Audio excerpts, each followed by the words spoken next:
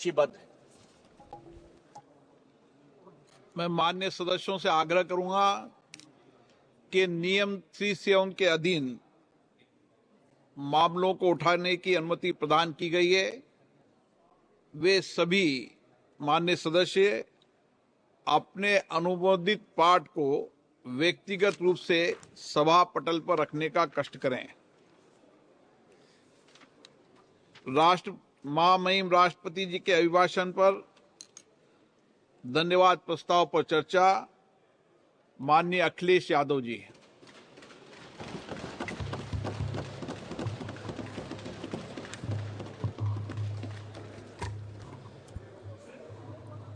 अध्यक्ष महोदय, मैं आपका धन्यवाद देता हूं कि आपने मुझे महामहिम राष्ट्रपति जी के अभिभाषण पे बोलने का मुझे समय दिया है।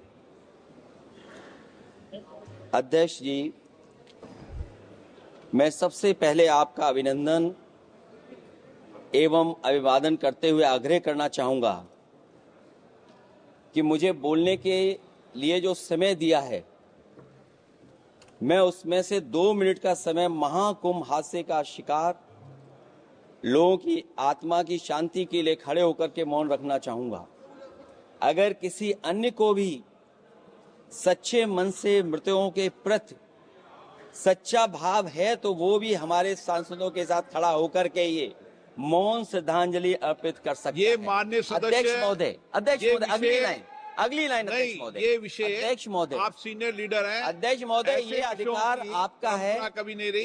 ये मैंने विषय मेंशन करते हुए भरोसा है इस विषय पर मौन कर दिया था, इसलिए अध्यक्ष का अधिकार है। हाँ, मैं वही अध्यक्ष महोदय, ये जो बात मैं शुरू कर रहा हूं, जहां मैंने मौन 2 मिनट के लिए श्रद्धांजलि की बात की है, ये अधिकार मेरा नहीं है अध्यक्ष महोदय, ये अधिकार आपका है। मुझे पूरा भरोसा है आप पर कि जब अभिभाषण की चर्चा खत्म हो रही होगी उस समय 2 मिनट का मौन श्रद्धांजलि जरूर दी जाए जो श्रद्धालुओं की जान गई है। नहीं अध्यक्ष महोदय, नहीं अभी 1 मिनट आप लोग कुछ मत बोलो। नहीं कुछ नहीं। अध्यक्ष महोदय, अभी तो अध्यक्ष महोदय मैंने बात शुरू नहीं की है, और जिन लोगों को तकलीफ है और जिनको दुख होना चाहिए उनके बारे में मैं, हालांकि वो बात मैं बाद में कहना चाहता था महाकुंभ के बारे में, लेकिन अध्यक्ष महोदय क्योंकि बहुत सारे माननीय सदस्य ये सुन नहीं सकते हैं, इसलिए मैं बात वहीं से शुरू करता हूं। आप देश के परम अभिभावक होने के नाते हमारा आपसे अनुरोध है कि जहां सरकार बजट के आंकड़े लगातार दे रही है, और जब मैंने अभिभाषण पढ़ा अध्यक्ष महोदय, बहुत सारे आंकड़े सरकार ने दिए हैं। आंकड़े देने से पहले महाकुंभ में मरने वालों के आंकड़े भी दे दें। महाकुंभ की व्यवस्था के बारे में स्पष्टीकरण देने के लिए मेरी मांग अध्यक्ष महोदय, सर्वदलीय बैठक बुलाई जानी चाहिए। महाकुंभ आपदा प्रबंधन व खोया पाया केंद्र की जिम्मेदारी सेना को दी जाए।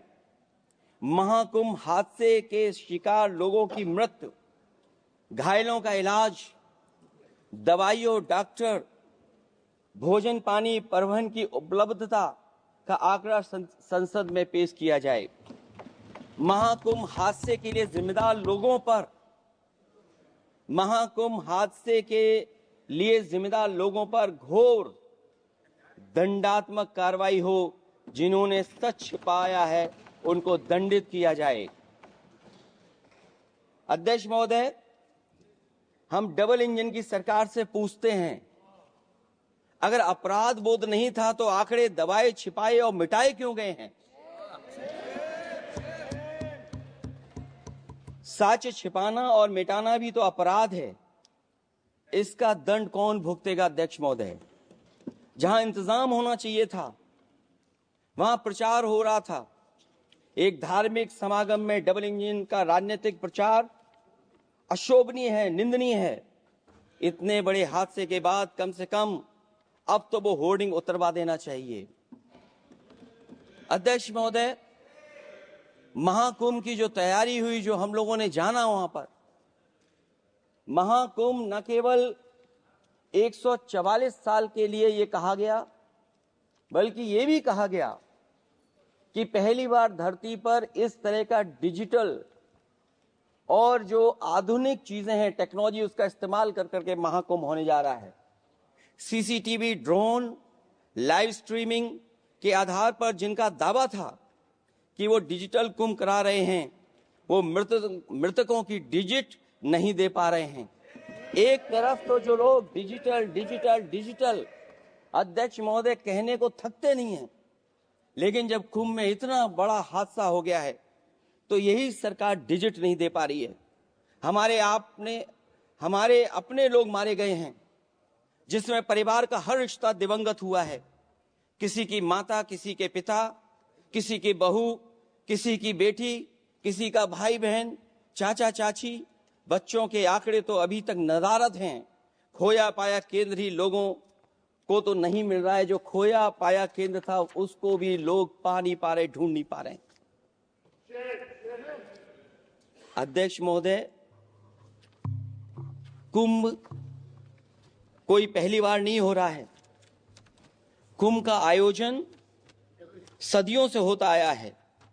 हमारे पौराणिक और हमारे इतिहास के दस्तावेज ये बताते हैं कि समय समय पे जो भी सरकारें रही होंगी, जिसका भी राज रहा होगा अध्यक्ष महोदय, उसने महाकुंभ या इस तरह के कुंभ का आयोजन किया है।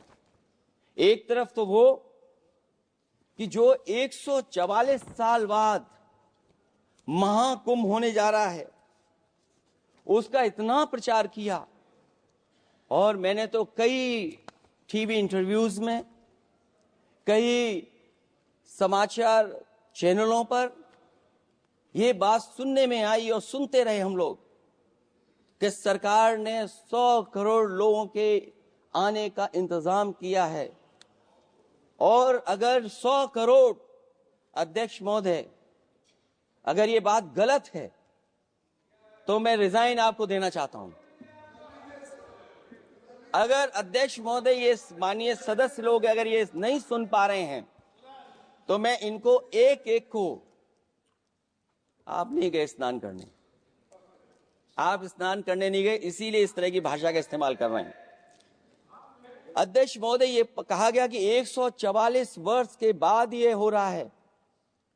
जहां तक मेरी समझ और जानकारी कहती है, जो एस्ट्रोनॉमी और एस्ट्रो चीजों को समझते होंगे वो ये स्वीकार करते होंगे, जो भी कुंभ होता होगा वो 144 वर्ष के बाद ही होता होगा। लेकिन ये कहा गया कि नक्षत्र ऐसे हैं, तो मैं अध्यक्ष महोदय सरकार से कहना चाहता हूं कि सतयुग से लेकर के कलयुग तक ये सनातन परंपरा रही है कि संत, महात्मा, साधु समाज मुहूर्त के हिसाब से शाही स्नान करते हैं। उसमें नक्षत्रों के हिसाब से जो सहयोग बनता है वही शाही स्नान का मुहूर्त होता है। लेकिन भाजपा के राज में ये सनातन परंपरा टूट गई। पहले सरकार ने संत समाज को शाही स्नान रद्द करने का आदेश दिया, जिससे अनादिकाल की सनातन परंपरा टूटी। और फिर जब देश भर में ये बात उठी, तो उन्होंने हादसे को छिपाकर फिर से आदेश दिया कि अखाड़े शाही स्नान करने जाएं। इससे सरकार ने पावन मुहूर्त के स्थान पर अपने मनमाने समय पर स्नान कराने का आदेश दिया। बात उस दिन या तिथि की नहीं होती है, बल्कि निश्चित मुहूर्त काल की होती है। ये सनातन परंपरा तोड़कर इन लोगों ने अच्छा नहीं किया। और ये क्या परंपरा टूटी है कि नहीं टूटी है, मैं समझता हूं अध्यक्ष महोदय मुझसे बेहतर सामने वाले ज्यादा जानते होंगे इसके बारे में। और जो लोग, अध्यक्ष महोदय, जो हम लोगों ने देखा वहां पर, लोग पुण्य कमाने आए थे और अपनों के शव लेकर के गए हैं। चमत्कारी करिश्मा तो ये हुआ है श्रद्धालुओं के शव मिल गए थे, पर सरकार स्नान करने वाले मरने वालों की बात स्वीकार नहीं कर रही थी। और इससे ऊपर ये बात जो वहां पर और हुई, अध्यक्ष महोदय, जब ये जानकारी हो गई कि कुछ लोगों की जान चली गई, लाशें हैं जो मोर्चरी में पड़ी हैं, अस्पताल में पड़ी हैं, उसके बाद सोचिए सरकार क्या कर रही है। अपने सरकारी हेलीकॉप्टर में फूड भर करके फूलों को डालने का काम किया। सोचिए, ये हमारी कहां की सनातनी परंपरा है। मैं जानना चाहूंगा सदन के माध्यम से हमारे माननीय सदस्य बताएं कि जहां लाशें पड़ी रही हों, न जाने कितनी चप्पलें पड़ी थीं, न जाने कितनी चप्पलें पड़ी थीं, न जाने कितने कपड़े पड़े थे, महिलाओं की साड़ियां थी, कपड़े थे, लेकिन उनको कैसे उठाया गया? उन सबको उठाया गया जेसीबी मशीन से, ट्रैक्टर की ट्रॉली से। उनसे उठा करके कहां फेंका कोई नहीं जानता, लेकिन जब उनको लगा कि वहां से बदबू आ रही है, तो यही सरकार के लोग छिपाने लगे हैं। यही आपका महाकुंभ का आयोजन था, और हर बात को छिपाने के लिए न केवल ये लोग मीडिया का सहारा ले रहे हैं, मीडिया का सहारा लेते लेते सुनने में आया है कुछ दबाव और कुछ स्वीटनर भी दिए जा रहे हैं जिससे उनकी खबरें बाहर ना आ जाए। और अगर अध्यक्ष मोदी ये बात सब गलत है मेरी, अगर ये बात सब गलत मैं कह रहा हूं, तो अभी तो नेता सदन को अभी भाषण देना है। और मैं ये बात और कहना चाहता हूं, आप अपनी तरफ से जानकारी कर लीजिएगा। हमारे उत्तर प्रदेश के मुख्यमंत्री जी ने शोक नहीं प्रकट किया था। जब देश की राष्ट्रपति और प्रधानमंत्री जी ने शोक प्रकट किया, उसके बाद 17 घंटे बाद सरकार ने स्वीकार किया। अध्यक्ष मोदी, ये वो लोग हैं जो आज भी कोई सच्चाई स्वीकार नहीं कर सकते। इनका रास्ता क्या है मैं नहीं जानता हूं, कहां ले जाना चाहते हैं।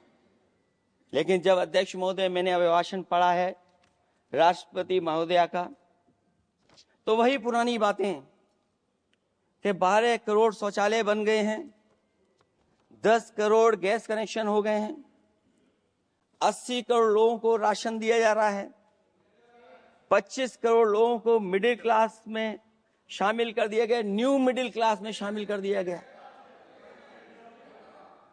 80 और 85 को अगर हम जोड़ दें अध्यक्ष महोदय, 105 करोड़ हो गए। बच्चों को और जोड़ दें तो सरकार अध्यक्ष महोदय किसके लिए काम कर रही है? किसके लिए काम कर रही है? अगर 80 को राशन दें, 25 को न्यू मिडिल क्लास में जोड़ दें, 105 करोड़ हो गए। और जो बाकी बचे हैं हमारे देश की आबादी, जिसको 140 करोड़ बता रहे हैं, उसमें कम से कम बच्चे कुछ तो संख्या होगी, आधी आबादी की संख्या होगी। अगर उसको हम बाहर निकालें तो आगे आज सरकार किसके लिए काम कर रही है?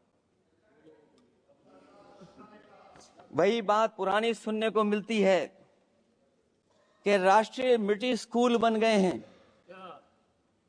राष्ट्रीय मिलिट्री स्कूल जिनमें बालिकाओं की भर्ती शुरू हो गई है।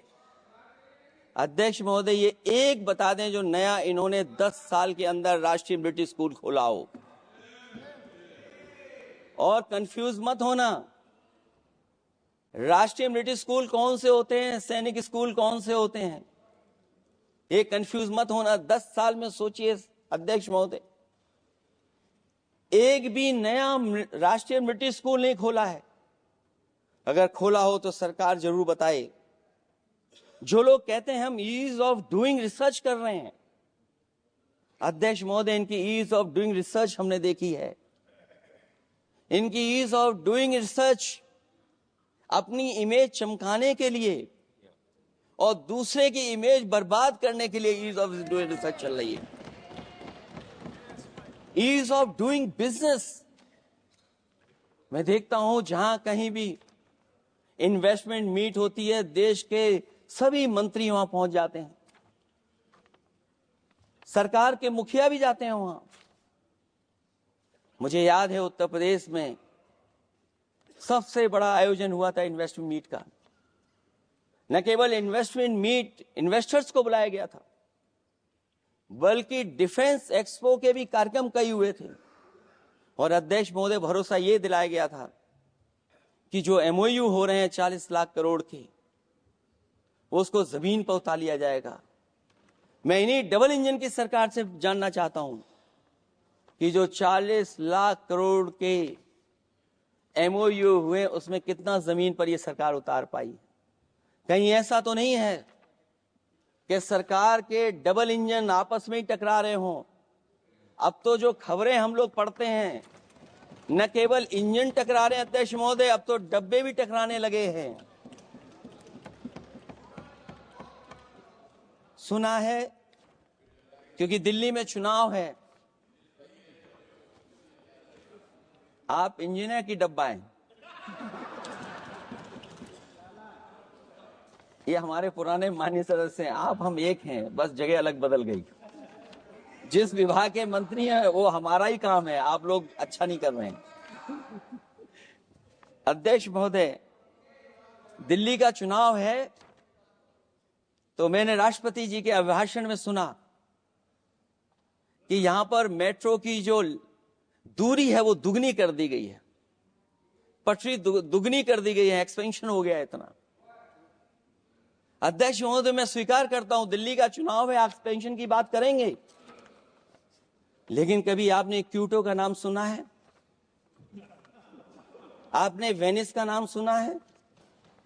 मैं अध्यक्ष महोदय आपके माध्यम से, जिसको क्यूटो बनाने के लिए सपना देखा गया था, 10 साल पूरे हो गए हैं, अभी तक वहां पर मेट्रो की शुरुआत नहीं कर पाए हैं। और अध्यक्ष महोदय, मैं ये बात इसलिए कह रहा हूं, अध्यक्ष महोदय मैं इसलिए बात कह रहा हूं कि जिस समय समाजवादी सरकार थी, जितनी भी मेट्रो आज यूपी में चल रही हैं, सब की सब समाजवादियों की देन है, एक भी आपकी देन नहीं है।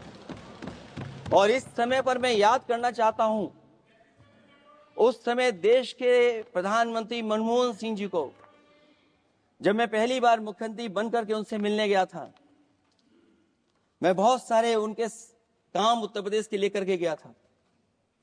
आज वो हमारे बीच नहीं हैं, लेकिन कम से कम उन्हें इसी बात से याद कर रहे हैं, जो जो मैंने काम उस समय दिए थे, एक एक काम उस समय के प्रधानमंत्री जी ने मेरा पूरा कर करके, और उसका परिणाम ये हुआ है अध्यक्ष महोदय, और उसका परिणाम ये हुआ है कि आज उत्तर प्रदेश में जितनी भी मेट्रो चल रही है, चाहे वो लखनऊ की हो, कानपुर की हो, आगरा की हो, नोएडा की हो, ग्रेटर नोएडा को जोड़ रही हो, दिल्ली को जोड़ रही हो।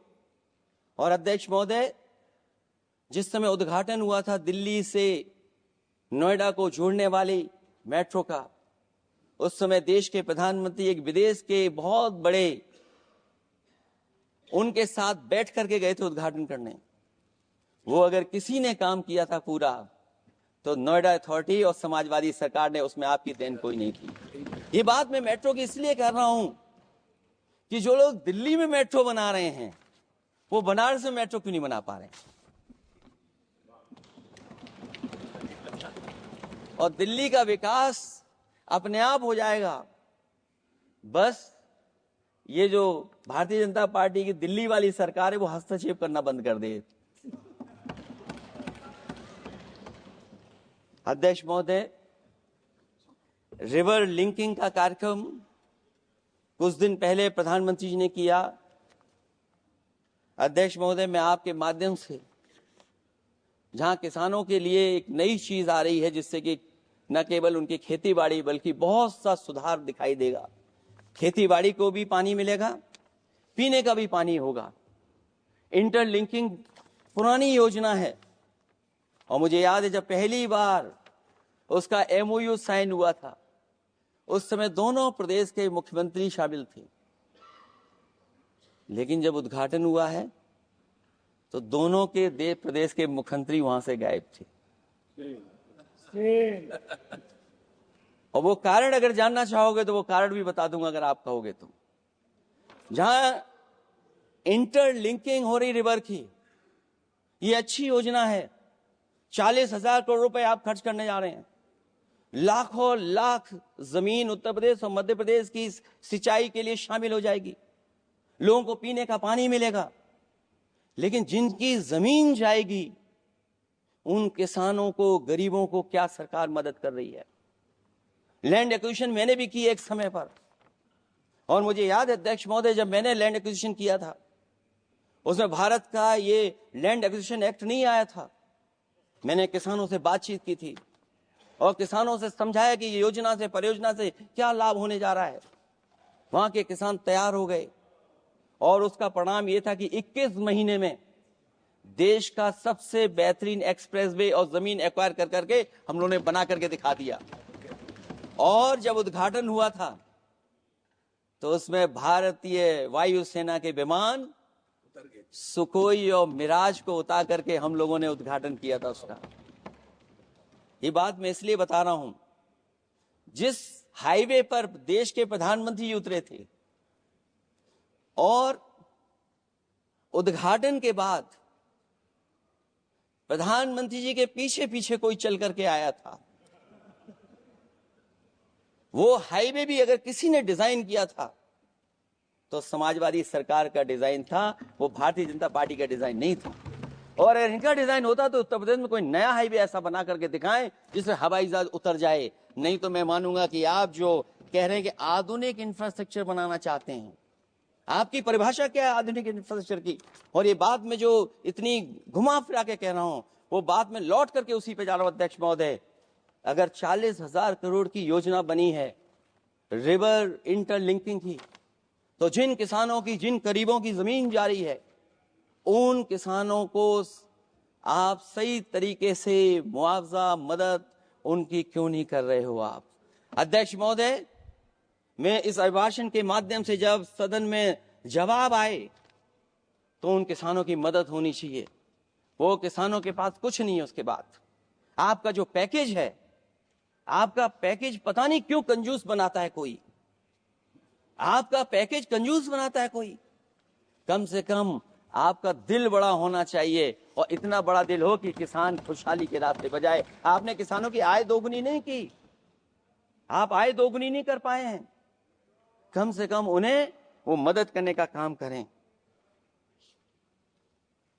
इसमें अध्यक्ष महोदय, मैं राष्ट्रपति जी के अभिभाषण पर पढ़ रहा था कि सोलर को लेकर के और रूफटॉप सोलर एनर्जी को, स्कीम को लेकर के बहुत बड़ी योजना और कई हजार करोड़ रुपए सरकार खर्च कर रही है। मुझे याद है जब देश के राष्ट्रपति कलाम साहब थे, उन्होंने एक प्रेजेंटेशन किया था सरकार के सामने, और प्रेजेंटेशन के बाद मैंने उनसे निवेदन किया कि अगर ये योजना मैं कर दूं तो आप क्या उद्घाटन करने आएंगे? उन्होंने कहा कि अगर ये आप कार्य योजना लागू कर देंगे तो उद्घाटन करने भी मैं आऊंगा। अध्यक्ष महोदय, उस दिन आंधी तूफान था, टेंट बिल्कुल उड़ गया था। इतना शायद पानी और बिजली का चमकना इतना था कि मैंने खुद रिक्वेस्ट की थी उनसे कि आप मत आइए, फिर कभी हम लोग कार्यक्रम कर लेंगे। लेकिन वो कार्यक्रम में आए, उन्होंने उद्घाटन किया। और अध्यक्ष महोदय, जो लोग कह रहे हैं 40,000 करोड़ की रूफटॉप स्कीम लाए सोलर की, जो मिनी ग्रिड बना करके पूरे के पूरे गांव को हम लोगों ने फ्री बिजली दी थी। फ्री बिजली उनको मिलती थी 24 घंटे, उनकी चक्की चलती थी, उनका सिंचाई का पानी का इंतजाम होता था। जब तक समाजवादी सरकार रही तब तक वो योजना चलती रही, और जैसे ही समाजवादी सरकार गई, इन्हीं के लोगों ने उसका मेंटेनेंस रोक दिया। न केवल उस गांव का जिसका राष्ट्रपति रहे उन्होंने उद्घाटन किया, बल्कि और जितनी भी सोलर की स्कीम चल रही थी, लोहिया आवास में जहां सोलर स्कीम के माध्यम से हम लोग गरीब को सोलर पैनल के माध्यम से उनको बिजली दे रहे थे, फ्री बिजली, उन सब योजनाओं को इन्होंने बंद करने का काम किया है। सोचिए, ये वो लोग हैं जो इंफ्रास्ट्रक्चर बनाना चाहते हैं। अध्यक्ष महोदय, चीन के सवाल को लेकर के कांग्रेस पार्टी के भी कुछ विचार हैं, हमारे भारतीय जनता पार्टी के लोगों के भी विचार हैं। सच्चाई ये सदन और ये देश भी जानता है एक समय पर हम लोगों ने बहुत लाखों लाख किलोमीटर की जमीन, लाखों लाख एकड़ की जमीन हम लोगों ने खोई, और अब उसी रास्ते पर भारतीय जनता पार्टी चल रही है। अध्यक्ष महोदय, सवाल यह है, जमीन खोने के साथ साथ भारतीय जनता पार्टी स्वीकार नहीं कर रही है कि जमीन चीन ने कब्जा की है। और ये बात अगर हम लोग कह रहे हैं तो जो अखबारों में खबरें निकलती हैं, टीवी पे कभी कभी खबरें आती हैं, अध्यक्ष महोदय सरकार को कहिए कि ऐसे चैनल, ऐसे अखबारों पे एफआईआर लिखा कर उन्हें जेल भेज दो, क्योंकि कुंभ की जो खबर चलाना चाहते थे, कुंभ की जो खबर देना चाहते थे, उन कुछ साथियों पे आपने एफआईआर लिखा दी है। अगर कुंभ पर सच्ची खबर दिखाने वालों पे आप एफआईआर लिखा सकते हैं, तो फिर चीन की खबर, जो खबर चला रहे हैं, उस पर भी आपको एफआईआर लिखानी चाहिए। दूसरा, हमारा एक जाति जनगणना का मसला बहुत पुराना है, ये कोई नया नहीं है।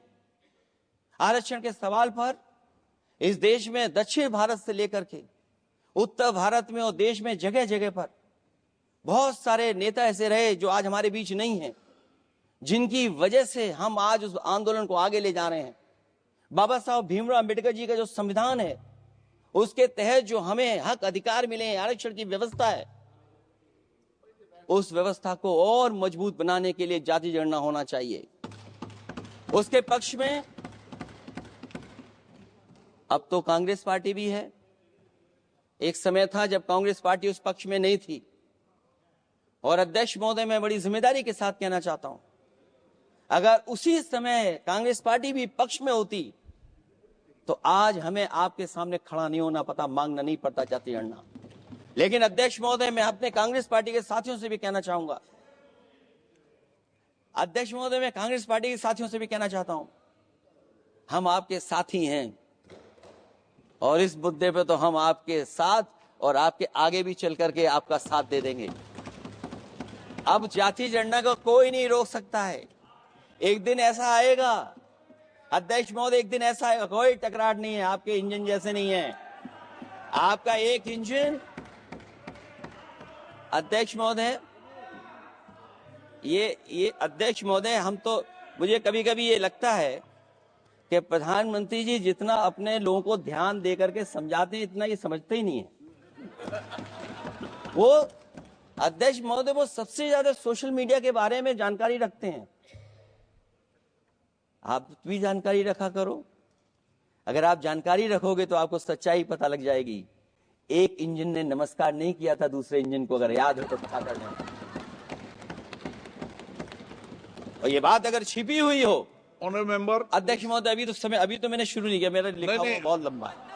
कंक्लूड करें, आप समाप्त करें प्लीज।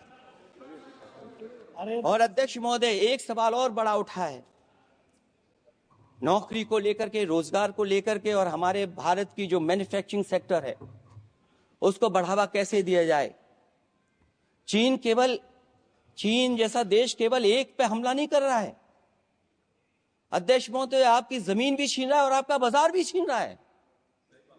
और ये बात अगर गलत हो तो सरकार हमें बताए, वो आंकड़े दे। अगर कांग्रेस पार्टी का रास्ता था तो आपका रास्ता कांग्रेस पार्टी का क्यों है? अगर कांग्रेस पार्टी का वो रास्ता था तो आपका रास्ता क्यों है वो?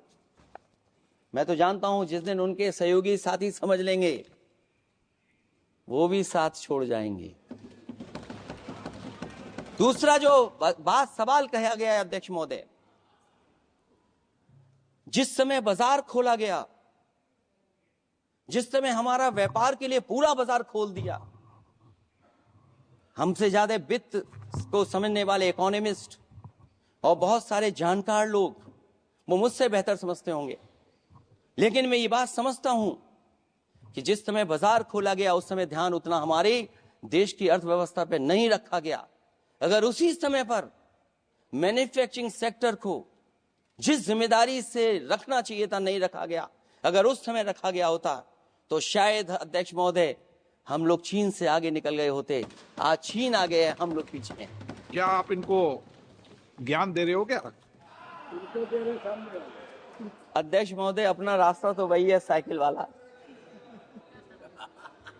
इसलिए अध्यक्ष महोदय, अगर मेरा समय है अभी, क्योंकि मैं बहुत कुछ लेकर के आऊं, और जहां तक प्लीज। इंफ्रास्ट्रक्चर की बात है।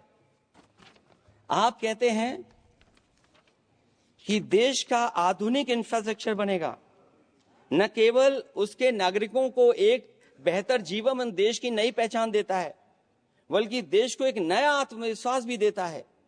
अरे अगर ये बात सच है तो अध्यक्ष महोदय मैं वो बात कहना चाहता हूं कि 2022 के चुनाव से पहले एक बुंदेलखंड एक्सप्रेस वे बनाया गया था और जिसकी तैयारी को लेकर के देश के प्रधानमंत्री जी गए थे। कितनी सजावट हुई थी, कितनी तैयारी हुई थी। जो हमारे बुंदेलखंड के साथी माननीय सदस्य चलते होंगे बुंदेलखंड के एक्सप्रेस वे पर, वो जानते होंगे। प्रधानमंत्री जी उद्घाटन करके गए, पानी बरस गया, बुंदेलखंड बह गया, एक्सप्रेस वे बह गया। और सोचिए अध्यक्ष महोदय, कब उद्घाटन किया था आपने? 22 में, और आज भी मेंटेनेंस चल रहा है उसमें। 22 के बाद से आज तक भी मेंटेनेंस चल रहा है। और कहीं अगर आपने जो गाड़ियां बाजार में ला दी हैं, जो बाजार में आजकल अध्यक्ष महोदय जो गाड़ियां आ गई हैं, अगर वो कहीं अपनी रफ्तार से चलेंगी तो या तो पेट दर्द होगा या कमर का दर्द होगा, दोनों में से एक के लिए तो इलाज जाना ही पड़ेगा। और वो कितने हजार करोड़ का बना? 14,000 करोड़ का। इसी तरह गोरखपुर लिंक एक्सप्रेसवे यूपी में 91 किलोमीटर, जो हमारे रोड की जानकारी रखते होंगे, एनएचआई की जानकारी रखते होंगे, वो जानते होंगे कि गोरखपुर लिंक जो 2022 में शुरू हो जाना चाहिए था, वो अभी तक शुरू नहीं हो पाया। वो 91 किलोमीटर का 7,283 करोड़ का बन रहा है। जो पूर्वांचल एक्सप्रेस वे कभी समाजवादी सरकार ने उसको डिजाइन किया, उसको सब कुछ आगे बढ़ाया, वो 340 किलोमीटर का 22,000 करोड़ के लगभग का बना है। लेकिन जहां तक मैं बना करके छोड़ गया वहां से आगे नहीं बढ़ा। और अगर वो बढ़ गया होता तो बिहार और बंगाल के लोगों के लिए बहुत रास्ता आसान हो जाता। इसी तरह एक गंगा एक्सप्रेसवे बन रहा है, जिसके बारे में सरकार ने ये कहा कि हम कुंभ से पहले शुरू कर देंगे, कुंभ से पहले गंगा एक्सप्रेसवे शुरू हो जाएगा। अध्यक्ष महोदय, वो नहीं शुरू हो पाया। मुझे लगता है जिस रफ्तार से वो काम हो रहा है, अगला जब अर्ध कुंभ आएगा तब तक ही बन पाएगा वो। ये बातें मैं इसलिए बोल रहा हूं अध्यक्ष महोदय, क्योंकि यूपी को बिहार को दे दिया, हमें कोई तकलीफ नहीं है। बिहार भी तरक्की करे, हम भी साथ देंगे बिहार का, कोई तकलीफ नहीं है। लेकिन यूपी में अगर कोई भी एक भारत सरकार के एनएचआई का एक्सप्रेस वे आया हो तो बता दे। एक भी कोई एक्सप्रेस वे दिया हो तब, जब देश के प्रधानमंत्री को 2 बार और नहीं तीसरी बार भी मौका दिया उत्तर प्रदेश ने। मैं अध्यक्ष महोदय आपका इशारा समझ रहा हूं। बाकी अध्यक्ष महोदय भाषण में अब बजट पे पढ़ दूंगा, मेरा बाकी भाषण बजट में होगा। मैं अपना भाषण खत्म करते हुए केवल इतना कहना चाहता हूं, मैं जो मेरे सुझाव आए हैं उन सुझावों को शामिल करे सरकार, और केवल प्रचार में न रहे सरकार। अध्यक्ष महोदय, मैं अपनी बात खत्म करने से पहले जो राष्ट्रपति जी ने कहा है, मैं भी सहमत हूं उससे। मैं उनकी सब लाइनें पढ़ना चाहता हूं। जो राष्ट्रपति महोदया जी ने कहा है, मैं उससे सहमत हूं। हमारा हिंदुस्तान 140 करोड़ आबादी वाला देश है। हमारे यहाँ भिन्न भिन्न राज्य, भिन्न भिन्न क्षेत्र, भिन्न भिन्न भाषाएं हैं, परंतु एक राष्ट्र के रूप में हमारी एक ही पहचान है, हिंदुस्तान। और हमारा एक ही संकल्प है, एक ही लक्ष्य है, विकसित हिंदुस्तान। आने वाले वर्षों में देश को विकसित राष्ट्र बनाने के लिए हम सभी दृढ़ संकल्पित हैं। इस संकल्प में देश के शहीदों की प्रेरणाएं हैं, पूज्य बापू के मानवीय आदर्श हैं, और सरदार पटेल जैसी मां भारती की संतान द्वारा हमें दिलाई गई एकता की शपथ है। हमें इन प्रेरणाओं को आगे रखते हुए एकता के इस समर्थ विकसित हिंदुस्तान के संकल्प को पूर्ण करना है। आइए हम एक बार फिर एकता के संकल्प को दोहराएं और हिंदुस्तान के सपनों को पूरा करने के लिए कटिबद्ध हों। जब हम साथ मिलकर बढ़ेंगे तो हमारी भावी पीढ़ियां 2047 में अवश्य विकसित, सशक्त, समर्थ, समृद्ध, सोशलिस्ट, सेकुलर, डेमोक्रेटिक हिंदुस्तान देखेगी। मैं इतनी ही बात कहते हुआ, क्योंकि 10 बजट आपने पेश किए हैं, वो आप समझ गए होंगे, आप समझ गए बात को जो मैं कह रहा हूं। अध्यक्ष महोदय, जो बात मैं कह रहा हूं वो बात वहां तक पहुंच गई है, उनके चेहरे बता रहे हैं कि बात वो पहुंच गई है। और मैं अपने अंत में बस यही कहूंगा, क्योंकि 10 बजट के बाद ये अभिभाषण सुन रहे हैं हम लोग, 11वां बजट आ गया है। बजट हो ऐसा जिसमें सबके लिए उम्मीदें हों, समृद्धि की दिवाली और खुशियों की ईद हो। बहुत बहुत धन्यवाद अध्यक्ष महोदय, मैं आपका धन्यवाद देता हूं और सभी माननीय सदस्यों का जिन्होंने सुनने का काम किया, बहुत धन्यवाद। श्री सौगत राय जी।